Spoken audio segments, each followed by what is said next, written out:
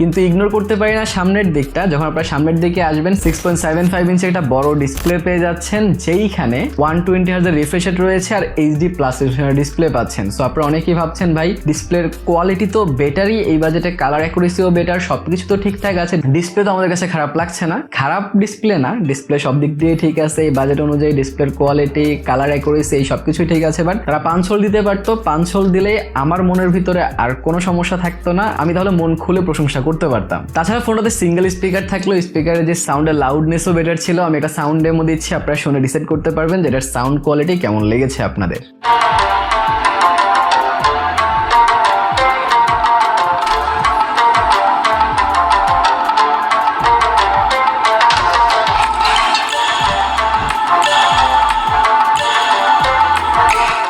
তাছাড়া ফোনের UI and OS নিয়ে কথা বললে ফোনটাতে out of the box Android 15 দেওয়া হয়েছে। তার সাথে এখানে আপনারা হিলিওর ইউআইটা পেয়ে যাচ্ছেন। হিলিও যে ইউআই ইউজ করে খুব মিনিমাল অ্যান্ড খুব রিলায়েবল বলতে পারেন, কোনো প্রকার অ্যাডওয়্যার ব্লোটওয়্যার তারা পুশ করে না তাদের ইউআইতে, অ্যান্ড খুব ক্লিন রাখার চেষ্টা করে, অনেকটা স্টক অ্যান্ড্রয়েডের মতো ফিল দেয়, যার কারণে অনেক ফিচার আপনারা পাবেন না, বাট ফোনটা অনেক ক্লিন ফিল হবে অ্যান্ড অনেক লাইট ওয়েট ফিল হবে। মনে হবে না যে ফোনের ভিতরে অনেক কিছু আছে অ্যান্ড ফোনটা হয়তো স্ট্রাগল করছে কোনো একটা অ্যাপ ওপেন করতে, কোনো একটা অ্যাপ ক্লোজ করবেন যখন, তখন অ্যানিমেশনে আপনারা দেখতে পাবেন যেটা এই বাজেটের ফোনে দেখাই যায় না অ্যানিমেশন, বাট তারা দিতে পারছে বিকজ অফ তারা এই ধরনের যে এক্সট্রা ফিচারগুলো আছে, এক্সট্রা যেই আবর্জনাগুলো আছে সেগুলো তারা দেয় না ফোনের মধ্যে, যার কারণে হিলিওর ইউআইটা আমার কাছে অনেক পছন্দের। তাছাড়া তারা 3 বছরের সফটওয়্যার সাপোর্ট দেওয়ার কথা বলছে অ্যান্ড সেটা বক্সেই লিখে দিছে। সো আমার মনে হয় 3 বছর পর্যন্ত যদি এই ফোনটা আপনারা ঠিকঠাক মতো ইউজ করতে পারেন তাহলে 10,000 টাকার ফোনে আপনারা আর কি চান।